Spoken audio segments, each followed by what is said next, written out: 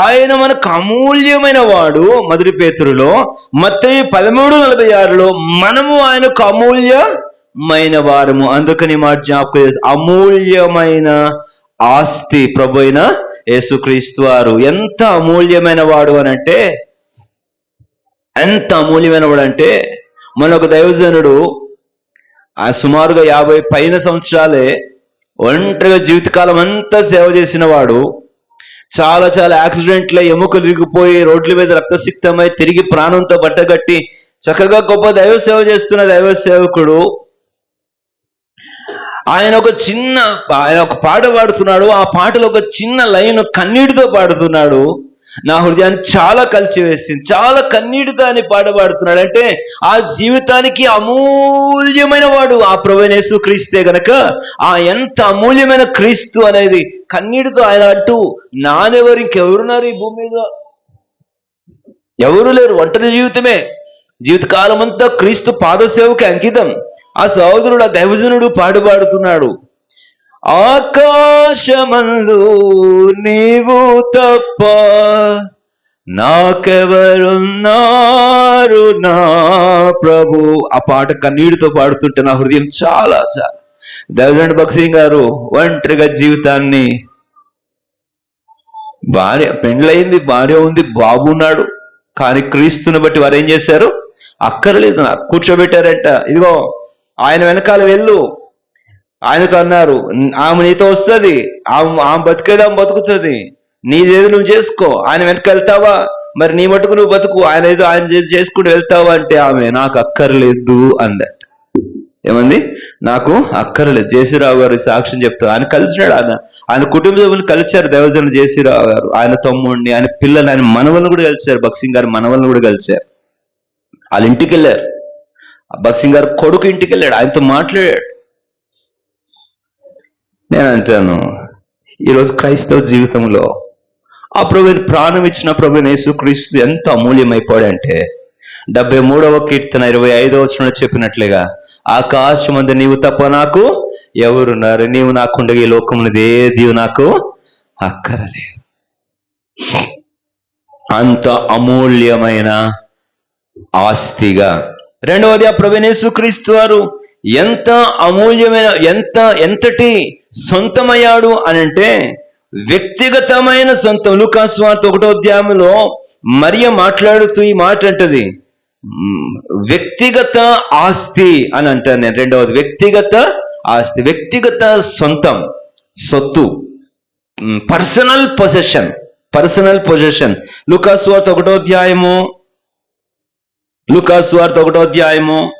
46వ వచనం చూడండి. నా ప్రాణము ప్రభువును గణపరుచుచున్నది, ఆయన తన దాసుల దీనస్థితిని కటాక్షించను, నా ఆత్మ నా రక్షకుడైన దేవుని యందు సర్వశక్తుడు నాకు గొప్ప కార్యములు కాబట్టి నేను ధన్యురాలను. నా ప్రాణం, నా రక్షకుడు, పర్సనల్ పొజిషన్. మొదటిది అమూల్యమైన సొత్తు అయ్యాడు. రెండోది వ్యక్తిగత సొత్తు అయ్యాడు. మా 10 మందిదండి ఈ ఆస్తి అని చెప్తే ఒక రకం, నాదండి ఇది అని చెప్పడం అవునా కాదు చెప్పండి? ఓ పెన్ను మీ చేతికి 10 మంది వాడుకోండి అంటే ఎట్లా ఉంటుంది? కాసేపు నువ్వు రాసుకో, కాసేపు నేను రాసుకుంటాను. సరే, పెన్న వరకు సరే సంగతి. చెప్పులు ఇచ్చాను అనుకోండి, ఒక్క జత చెప్పులు ఇచ్చి, ఇదిగో ఇది మీ 10 మంది సొత్తు అన్నాను. 10 మంది వద్దు, ఇద్దరు అనుకున్నాను అనుకో, ఈ ఇద్దరు ఈ చెప్పులు వాడుకోండి అన్నారు. అప్పుడు పరిస్థితి ఏంటి? నువ్వు ఒకటి వేసుకో, నేను ఒకటి వేసుకో అనుకున్నావా? లేకపోతే నువ్వు కాసేపు వేసుకో, నేను. ఇలాంటిది కాదు ప్రభువైన యేసుక్రీస్తు అను ఆ ప్రియుడు మన సొత్తు. మై పర్సనల్ పొజిషన్, నా వ్యక్తిగత సొత్తు. అందుకనే యోహాను సువార్త 20వ అధ్యాయంలో ఆ తోమ పునరుత్థానుడైన క్రీస్తు మరలా ఆయన దగ్గరకు వచ్చి, ఇదిగో తోమ, నీ వ్రేలు పెట్టు నా గాయములో. అయ్యో, దానికి కూడా ఇష్టపడిపోయావయ్యా. మరలా ఆరిపోతున్న, అప్పుడప్పుడే తగ్గుముఖం పడుతున్న బహుశా గాయాలలో వల్ల వేలు పెడితే కలిగే నొప్పికైనా ఇష్టపడ్డావే కానీ ఆ తోమ నీకు దూరం అవడం మాత్రం ఇష్టపడలే. ఆ తోమ అవిశ్వాసిగా ఉండడం, అనుమానితుడిగా ఉండడం మాత్రం, ఎందుకంటే ఆ తోమ ద్వారా చేయవలసిన కార్యం చాలా ఉంది గనక, ఇంకొకసారి నొప్పైనా భరిస్తాను కానీ నువ్వు వాడుతున్న నమ్మి నా కోసం బ్రతకాలు తోమ అన్నట్లుగా ఆయన దగ్గర వచ్చి చేయి జాపితే ఎలా పట్టగలడు? పెట్టగలడా? పెట్టలేకపోయాడు. ఇంకా అదొక మాట అన్నాడు. ఏమన్నాడు చెప్పండి? 28వ వచనం, యోహాను సువార్త 20వ అధ్యాయం 28వ వచనం, అందుకు తోమా ఆయనతో, నా ప్రభువా నా దేవ. ఏమి 11 మందికి కాదా? 11 మందికి ప్రభు, 11 మందికి దేవుడు కాబట్టి మా ప్రభువా మా దేవ అనొచ్చు కదా. వద్దు నాయన, నా ఒక్కడి కోసం ఇంత కన్సర్న్ తీసుకొని, నా పర్సనల్ లైఫ్ కోసం, నా పర్సనల్ విజిట్ చేసినందుకు నా కోసమే మళ్ళా నువ్వు అక్కడ రాబడింది. తోమా వారితో కూడా ఉన్నప్పుడు యేసు మరలా గదిలోనికి నా కోసం స్పెషల్ కన్సర్న్ నీకున్నప్పుడు నేనేమంటాను? నాకు పర్సనల్ నువ్వంటాను. నా కోసం వ్యక్తిగత శ్రద్ధ ఆయనకుందే గనక ఆయన నాకు వ్యక్తిగత సొత్తు అని నేను చెప్పడానికి నాకు హక్కు కలిగింది. కాబట్టి అమూల్యమైన ఆస్తి ఆయనే, నా వ్యక్తిగత సొత్తు ఆయనే. 3వ దయచేసి చూడండి, ప్రభువైన యేసుక్రీస్తు వారి యోహాను సువార్త 6వ అధ్యాయంలో ఎంతవరకు ఉంటుందండి? 10 సంవత్సరాలు వాడుకోండి, లీజ్ అండి, అగ్రిమెంట్ అండి అని అందామా? కాదు. ఆయన నావాడు, అమూల్యమైన వాడు, అవును. అంతేకాదు వ్యక్తిగతమైన వాడు, అవును. అంతేకాదు శాశ్వతమైన వాడు, నా శాశ్వత సొత్తు, మై పర్మనెంట్ పొజిషన్. యేసుక్రీస్తు నావాడు, నేను అతని దానను. ఆయన నాకు ఎంతటి వాడు అని అంటే నా శాశ్వత సొత్తు. యోహాను సువార్త 6వ అధ్యాయము 39వ వచనం, యోహాను సువార్త 6వ అధ్యాయం 39వ వచనం, నచ్చినంత సేపు ఉండి నచ్చినట్లు కాదనుకునేది కాదు. ఎప్పటి వరకు అంటే 6వ అధ్యాయం 39వ వచనం, ఆయన నాకు అనుగ్రహించిన దాని అంతటిలో నేనేమీ పోగొట్టుకొనక అంత్యదినమైన దానిని లేపుటియే నన్ను పంపిన వాని మనము ఆయన చేతికి అనుగ్రహించబడ్డాము. ఆయన చేతికి అనుగ్రహించబడిన మనలను ఆయన పోగొట్టుకొనలేదు, ఎప్పటికీ పోగొట్టుకొనడు. అంతేకాదు అంత్య దినమున ఆయన మనలను తిరిగి లేపేందుకు కనుక ఇంకా శాశ్వత కాలం ఆయనతో కూడా ఉండేందుకు కనుక శాశ్వతమైన సొత్తు, పర్మనెంట్ పొజిషన్. ఎవరైనా కొంతకాలం, ఒకసారి నాకు ఒక సైకిల్ ఇచ్చారు. ఆ సైకిల్ అదేమన్నారంటే, ఇదిగో నేను సెలవులకు పోతున్నాను, నాకు ఆ సైకిల్ అంటే బాగా ఇష్టం, ఎందుకంటే నా హైట్కి బాగా అందేది. లేడీస్ సైకిల్ నా హైట్కి అందేది కాబట్టి సులువుగా ఉండేది కనుక అది నాకు ఎప్పుడు చిన్న మందిరంలో ఉండేవారు అనమాట, ఇద్దరు అక్కడ చదువుకుంటూ. కాబట్టి ఎప్పుడైనా చిన్న పని ఏదైనా చెప్తే గబుక్కు నా సైకిల్ తీసుకొని పోయేవాడిని. కాబట్టి ఒకసారి ఆ అక్క ఏమందంటే, ఇదిగో నేను గరువుడి పోతున్నాను, సెలవులకు వెళ్తున్నా, 1.5 రోజులు సెలవులు, ఈ 1.5 రోజులు ఈ సైకిల్ నీదే అంది. 6 దినాలు బాగానే, అసలు పనున్నా పని లేకపోయినా ఏదైనా బయటకు వెళ్ళమంటారా, ఏదైనా తెమ్మంటారా అని అడిగి మరి ఎందుకు, అది నాదైంది కాబట్టి. కానీ ఆ 1 రోజులు 15 రోజులు అయిపోతుంది, దగ్గరకు వచ్చేస్తుంది. ఇప్పుడు నా పరిస్థితి ఏంటి? మళ్ళా అబ్బా ఇది ఇప్పుడు నాది కాకుండా పోతుంది. It is not my permanent inheritance or my permanent position. ఒకవేళ అయితే ఆ కోర్స్ అయిపోయింది, అక్కకు 3 సంవత్సరాలు అయిపోయింది, పూర్తిగా వెళ్ళిపోతుంది, సామాను సెట్లన్నీ పట్టుకొని బట్టలన్నీ పట్టుకొని వెళ్ళిపోతుంది. వెళ్ళిపోతున్నప్పుడు ఏమందంటే, అరే తమ్ముడు ఈ సైకిల్ నీదేని రా, వదిలేసిపోతున్నా, వాడుకోండి. ఇప్పుడైతే నాకు ఏమైపోయింది? ఇట్స్ మై పర్మనెంట్, శాశ్వత సొత్తు అయిపోయింది. నా ప్రభువైన యేసుక్రీస్తు నా ప్రియుడు నా వాడు. ఎప్పటి వరకయ్యా అని అడిగితే నేను అంటాను, ఎప్పటికీ నా వాడే. నా మొదటిది జ్ఞాపకం చేస్తాం, నా ప్రియుడు నా వాడు. ఎలాంటి వాడు అంటే అమూల్యమైన వాడు. రెండవది జ్ఞాపకం చేసుకున్నాం, నా ప్రియుడు నా వాడు. ఎలాంటి వాడు అయ్యా అంటే వ్యక్తిగతమైన వాడు, నా వ్యక్తిగతమైన వాడు. మూడవది నా ప్రియుడు నా వాడు. ఎలాంటి వాడయ్యా అంటే ఎప్పటి వరకు అంటే ఏమంటాం? శాశ్వతం వరకు. అందుకనే యోహాను సువార్త 10వ అధ్యాయంలో కూడా యేసు ప్రభువారు చక్కని మాట జ్ఞాపకం చేశారు. చూడండి, యోహాను సువార్త 10వ అధ్యాయం 28వ వచనం. యోహాను సువార్త 10వ అధ్యాయం 28వ వచనం. ఎన్నటికీ, ఆ మాట గమనించి, ఎన్నటికీ నేను వాటికి నిత్య జీవం నిచ్చుచున్నాను కనుక అవి ఎన్నటికీ నశింపవు, ఎవడును వాటిని నా చేతిలోంచి ఎన్నటికీ ఎవడు అనే మాటలు, దాన్ని ఏమని అంటావు నాకు అర్థం అంటే, ఎన్నటికీ ఎవడు. ఆ 2 పదాలలో ఎంత అర్థం ఉందో చూడండి. కాలము పరిమితం లేదు, ఏ వ్యక్తికి కూడా అవకాశము లేదు. కనుక శాశ్వత కాలపు నా సొత్తుగా ప్రభువైన యేసుక్రీస్తు నాకున్నాడు. ఏదైనా తాత్కాలికపు సొత్తులు ఉండొచ్చేమో,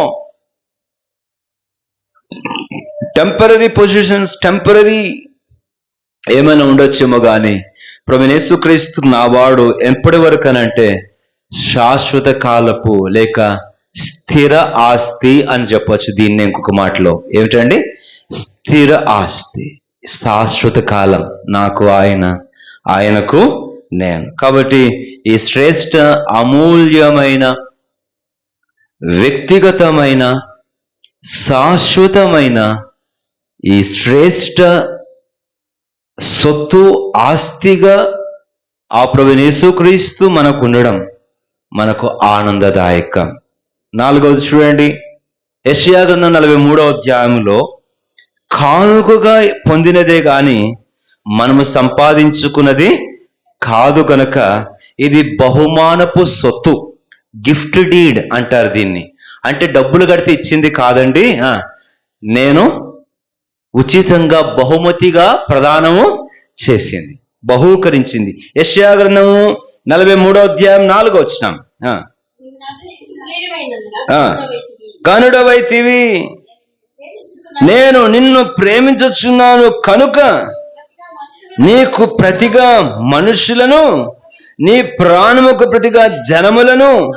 కనుక 3-4 వచనాలలో అద్భుతమైనటువంటి ఆ సొత్తు. 43వ వచనం లాస్ట్ లైన్ లో నీవు నా సొత్తు. ఇది ఏ సొత్తు అని అంటే ప్రైజ్డ్ పొసెషన్, అంటే బహుమానపు ఆస్తి. బహుమానపు ఆస్తి. మనం ఏదో చెల్లిస్తే మనం పొందినటువంటి సొత్తు ఇది కాదు. మనం ప్రయాసపడితే చెమట కార్చి మనము సంపాదించుకున్న సొత్తు కాదు. నా ప్రియుడు నావాడు. ఎలా నీవాడు అని అంటే కానుకగా ఆయన నావాడయ్యాడు. నేను ఆయనకు ఏదైనా ఇస్తే ఆయన నన్ను తన సొంతం చేసుకోలేదు, కానీ కానుకగానే, అర్పణగానే ఆయన నన్ను తన సొంతం చేసుకున్నాడు. జాగ్రత్తగా వినండి. తనను తానే నాకు ఒక కానుకగా బహుమానంగా అప్పగించుకున్నాడు. ఆయనను ఆవాడు కావడానికి నేనేమి ఆయనకు చెల్లించలేదు. నన్ను ఆయన తన సొత్తుగా చేసుకోవడానికి, ఆయనకు ఇవ్వడానికి నా దగ్గర ఏమీ లేదు. నన్ను ఆయన ఇష్టపూర్వకమైన కానుకగానే నన్ను నేనే అర్పించుకున్నాను. ఆయన నన్ను స్వీకరించాడు. ఈ రెండిటిలో కూడా ఇచ్చిపుచ్చుకున్న దాన్ని బట్టి కాదు, కానీ ఆ ప్రేమతో ఆయన అంగీకరించిన సంగతి. కాబట్టి ప్రైజ్డ్ పొజిషన్ ఫలానా ఇదండి, నేనేమి దానికోసం కష్టపడి జీతం చేసి లేకపోతే ఇంకోటి తీసుకొచ్చి కాదు కానండి, ప్రేమతో దీన్ని నాకు గిఫ్ట్గా ఇచ్చాడు. అది నాకు సొంతం అయిపోయింది. ప్రభువైన యేసుక్రీస్తు తన ప్రాణాన్ని నా కొరకు ప్రేమతో కానుకగా ఇచ్చాడు. నన్ను నేను ఆయన మీద ప్రేమతో కానుకగా అర్పించుకున్నాను. మా ఇద్దరి మధ్య ఉన్నటువంటి లావాదేవీ ఏమైనా ఉందంటే ఏమి చెల్లించుకోలేనిది, ఏమి తీర్చుకోలేనిది, ఏమి ఆర్చుకోలేనిది, ఆయన ప్రేమతో నాకు తను తానే కానుకగా అర్పించుకున్నాడు. నన్ను నేనే ఆయనకు ప్రేమతో కానుకగా ఇచ్చి వేసుకుంటున్నాను. It is a prized position.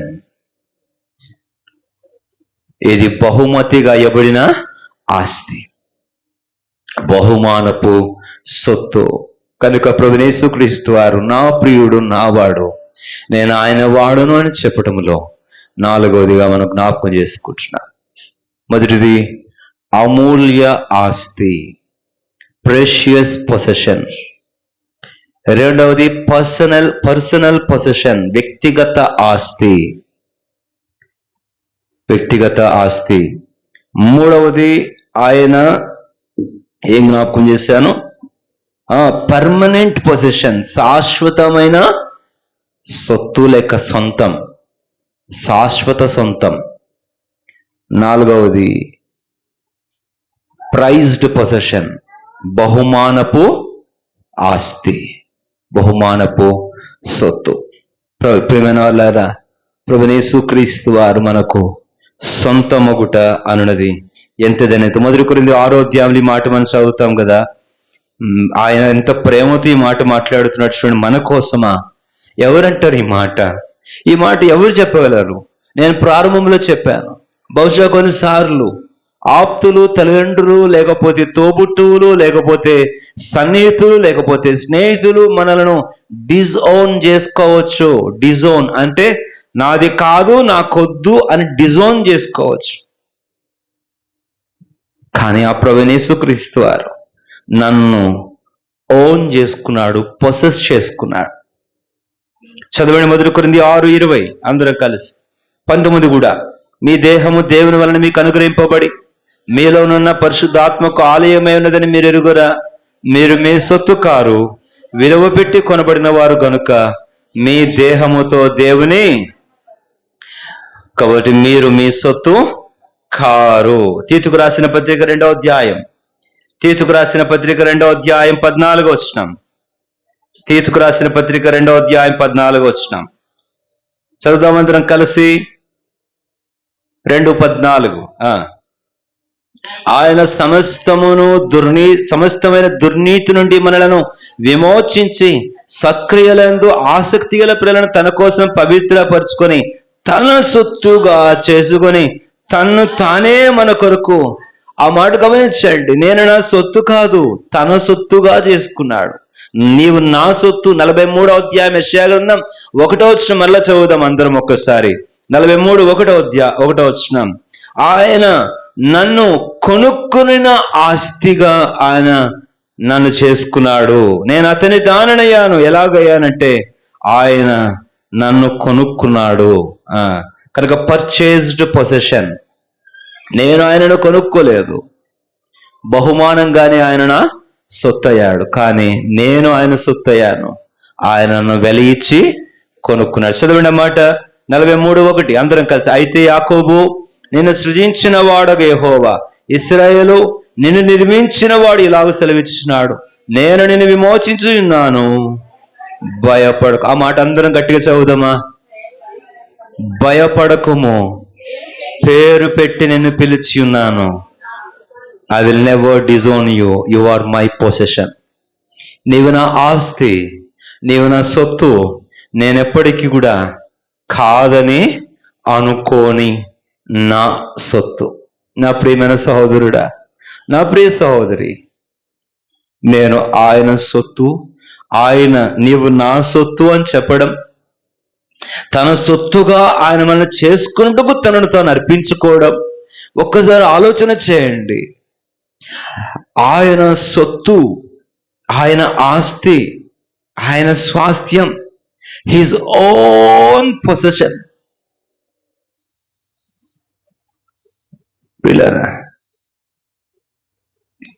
ఈ పాట నేను పదే వాడుతున్నాను. ప్రభు నాతో మాట్లాడిన మాట ఇది. ఓ సహోదరి అన్నది, నీ ప్రవర్తనను బట్టి, నీ లోపాలను బట్టి, నీ బతుకును బట్టి తల్లిదండ్రులు నిన్ను కాదనుకొని డిజోన్ చేసుకుంటారు. కరెక్టే అది అని అంటే బహుశా నిజమేనేమో. కానీ నా ప్రభు ఎప్పుడు నన్ను డిజోన్ చేసుకోలే. నన్ను ఎప్పుడు తన వాడు కాదని తాను ఎప్పుడు కూడా అనుకోలేదు.